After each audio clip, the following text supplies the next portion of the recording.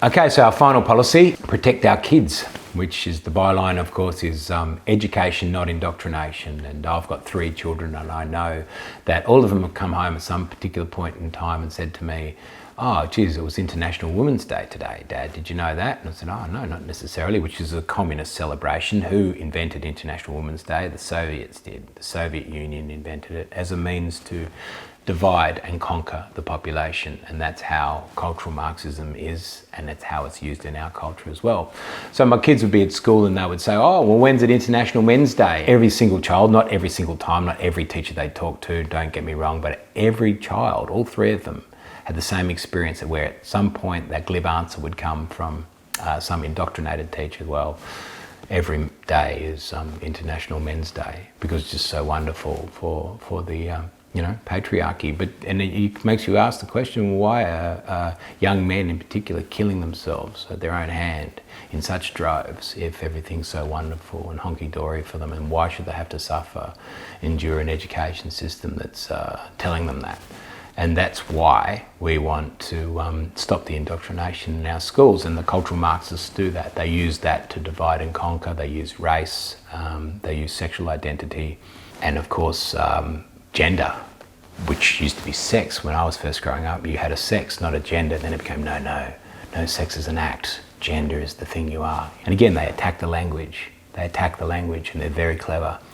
And they leave you no room to maneuver, and they put you in threat. If you transgress it, then you'll be accused of being a racist or a sexist or a homophobe, whatever it is. And this is how clever they are. Again, my children have come home and they've told me, because there's a lot of debate, and I know there's a lot of debate on when I'm running for Parliament about what we're going to do about the 28 names that are suppressed under the Woods Royal Commission that Bill Heffernan, who was a senator himself, referred to in 2015. It's alleged that there's 28 very high-profile pedophiles, including maybe a Prime Minister or even 2. I'm not sure, I haven't seen the list, why they are being protected by the state. Now, I think it's important to investigate that issue for sure, but with the caveat that indeed there must be a protection of habeas corpus, which is the law, the rule of law. And so people must be brought to trial, accused of something, and they have a right to the presumption of innocence, and it needs to be proved beyond reasonable doubt that they have perpetrated that crime. And then by all means, of course, it's a straw man argument, as if anyone wouldn't want to throw the book at them, or most reasonable people. But what I'd say about the education, not indoctrination, is what they're saying now about pedophiles. They're not even necessarily calling them pedophiles, so they're manipulating the language. And now the language around them is MAP. And I only know this because my children told me. That's MAP, minor attracted person. So they'll be called minor attracted person. It sounds like a far more reasonable acronym to call them a MAP than to call them a pedophile. So this is the sort of indoctrination that our children are facing, that we want to stand up to. And the only way you can stand up to it ultimately is, firstly, you have to call it out. You have to have the courage of your convictions to name it for what it is.